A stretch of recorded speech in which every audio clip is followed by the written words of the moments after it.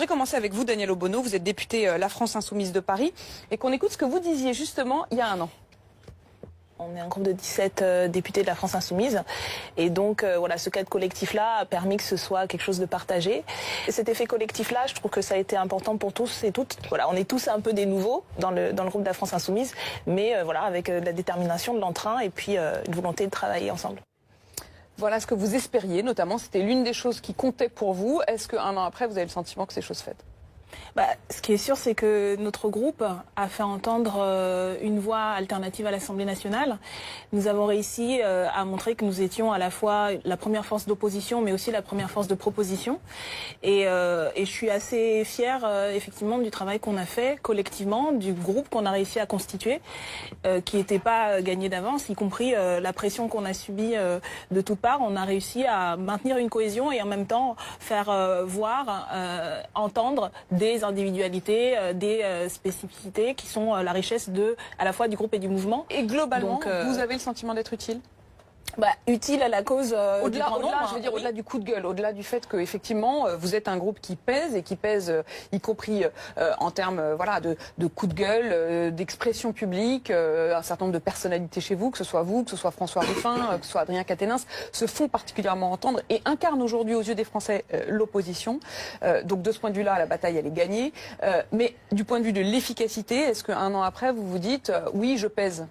C'est pas simplement le coup de gueule, excusez-moi, nous parlons fort, nous parlons haut, mais parce que nous avons derrière aussi un certain nombre de propositions. Je pense qu'en termes d'amendements, de propositions de loi, on n'a pas été les derniers. Donc oui, on est utile. Après, nous ne sommes pas majoritaires, donc d'un certain point de vue, dès le départ, c'était clair qu'on n'allait pas faire basculer la majorité en marche.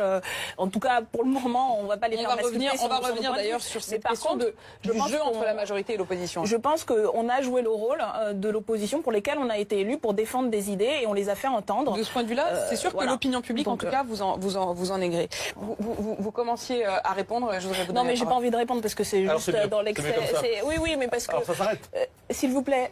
Alors ça s'arrête. Non, mais vous êtes journaliste, hein, vous êtes député. Donc laissez-moi. Non, je ne vous parle pas à vous, je ne vous réponds pas à vous parce que de toute façon, il n'y a aucun contenu là-dedans. On sait très bien, que vous ne servez à rien. Vous ne servez à rien. Je ne vous reparlerai pas de Médine, je vous le promets. Oui, mais si vous voulez, on va parler de. Je ne vous reparlerai pas de la France, je vous le promets. Oui, mais. De ce qu'on a fait pour la France depuis un an. Monsieur Chenu, arrêtez de faire le guignol là, ça suffit. Vous faites du spectacle à l'Assemblée. Monsieur Chenu, voilà, vous vous taisiez que vous laissiez parler les gens. Ne soyez pas comme ça. On n'est pas au Venezuela. Je pense que non mais c'est bon, vous avez fini votre sketch. Ça suffit. Au bout d'un an, vous en êtes toujours à faire le guignol et à faire n'importe quoi. Donc voilà. En fait, il y a un moment où il faut juste arrêter et laisser parler. Voilà. Donc ça, c'est assez exemplaire de la manière dont le Front National montre à quel point il ne sert à rien, si ce n'est à faire le diable de service qui effraie tout le monde. Et c'est vrai que ce que je peux vous dire sur le débat immigration, bien sûr, on vous a ouvert la porte. Le ministre de l'Intérieur, d'ailleurs, a repris vos propos et vous étiez à fond là-dessus. Mais ce qu'on voit aussi, moi, si on peut revenir à un an de bilan de politique, d'abord pas pour les députés de savoir qui est numéro 1, qui est numéro 2, mais pour la population, pour la majorité des gens aujourd'hui. Quel est le constat qui est fait, y compris parce que, effectivement, au début, Emmanuel Macron avait le visage de la nouveauté, etc. Mais ce qu'on a vu, c'est une politique qui s'inscrit dans la continuité de tout ce qui est fait depuis des années, que ce soit Sarkozy, que ce soit Hollande, c'est la même politique néolibérale. Et les Français et les Françaises, depuis au moins le 1er janvier, s'en sont rendus compte. Dans le portefeuille, soi-disant la politique pour le pouvoir d'achat, il est où le pouvoir d'achat pour les retraités? Il est où pour le pouvoir d'achat pour les salariés? On voit bien que le compte n'y est pas au bout d'un an et malheureusement, cette politique-là, elle va être continuée. Et je reviens sur un dernier détail. Je voudrais qu'on parle de la question des migrants. Oui, mais je vais en parler. Parce que même sur la question où on va aller dire ce qui reste un peu d'esprit de gauche, d'humanisme, etc. On a vu le visage de Gérard Collomb, les mots de Gérard Collomb, et surtout la politique aujourd'hui qui est menée. On a beau jeu de pointer du doigt l'Italie, on a beau jeu de pointer du doigt Trump, mais ce qui a été voté, c'est un recul. C'est un recul fondamental. On voit par exemple sur l'Aquarius, la population française, dans sa très grande majorité, était contre l'accueil de l'Aquarius. 67% des Français qui sont contre. Est-ce que ça, c'est pas un échec plus global Mais oui, mais bien sûr. Ce que vous Non, c'est pas ce que nous on porte. Moi, je crois fondamentalement la solidarité à l'humanité. Et je pense que si on posait les questions en ces termes-là aux Français, ils y répondraient. Par contre, juste je finis là-dessus, ça fait 30-40 ans que la propagande, y compris, ça je peux vous l'accorder, de l'extrême droite, a aujourd'hui contaminé tout l'espace politique. Et on ne dit pas ce qui est la réalité aux Français et aux Françaises, que seuls 17% des réfugiés aujourd'hui sont accueillis en Europe. Quand on fait une demande d'asile, c'est qu'on cherche la protection en dehors de ce pays. Vous êtes naïve. Non, je ne suis pas naïve. J'ai bien traité ce dossier, Monsieur Chenu. S'il vous plaît, je termine.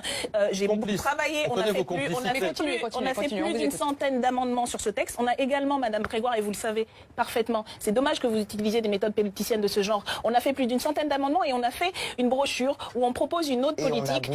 Et on a bougé sur le délit de solidarité, Madame Obono. Non. Allez dire ça aux militants qui aujourd'hui demandent encore Complice, donc nous avons fait une brochure, je vous invite, j'invite les téléspectateurs. Comment on l'arrête, lui? Brochure. Ça suffit, Monsieur Chenu, ça suffit, taisez-vous. Vous me le demandez gentiment. Non, je vais le demander encore moins gentiment. Donc j'aimerais terminer parce que, non, excusez-moi, c'est un sujet, alors je fais de procès d'intention à personne, nous sommes tous des êtres humains, d'accord, on a tous un cœur, etc. Mais à un moment donné, et je n'en ai pas fait. Par contre, excusez-moi, je le redis, quand un ministre de l'Intérieur, et j'étais en commission à ce moment-là, parle de submersion, quand des députés, très largement, dans tous les chiquiers, parlent d'appel d'air et reprend justement l'ancienne qu'on entend depuis 20-40 ans, excusez-moi, là c'est une question de responsabilité. À un moment donné, le gouvernement a fait le choix de ne pas accueillir l'Aquarius. À un moment donné, d'accord, donc vous l'assumez, assumez politiquement. C'est parfaitement hypocrite. Vous refusez l'accueil de l'Aquarius et vous prenez la moitié des personnes qui sont sur le bateau. Il était question je réponds parce que vous m'avez mis en cause et donc je redis ce que j'ai dit. Ce n'est pas une question de mise en cause personnelle ou d'humanité. Tout le monde a des sentiments. Mais par contre, à un moment donné, vous faites ce choix-là, vous qui rentre dans la continuité de ce qui a été fait depuis 20-30 ans. Et encore une fois, je le répète, non, nous n'accueillons pas toute la misère du monde. La misère du monde, elle est accueillie dans des pays, y compris qui ont plus de difficultés que nous. Et elle est accueillie au Liban, elle est accueillie en Libye, elle est accueillie en Ouganda. Donc ce n'est pas vrai qu'il y a des vagues et des vagues, y compris de réfugiés climatiques. Et nous avons les moyens aujourd'hui, comme 5e puissance du monde, d'accueillir dignement et de protéger les personnes qui recherchent la protection de l'Europe. Vous disiez à l'instant la question des migrants. Il y a un point sur lequel quand même je voudrais vous entendre, c'est que les lois, elles sont faites par vous tous finalement, à l'Assemblée.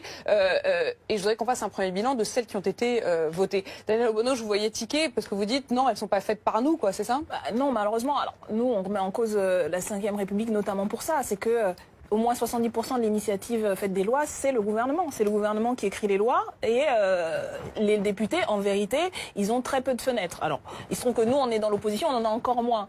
Mais voilà, tout de même... J'ai envie de dire, libre à vous à un moment de devenir majoritaire. Ah bah oui, c'est ce qu'on compte bien faire et on espère bien changer ça une fois qu'on aura lancé la Constituante et la 6e République parce que c'est un problème, de mon point de vue, qui ne va pas s'arranger malheureusement avec ce qui est prévu, c'est-à-dire consolider le pouvoir exécutif qui est déjà extrêmement fort aujourd'hui au détriment du parlementaire.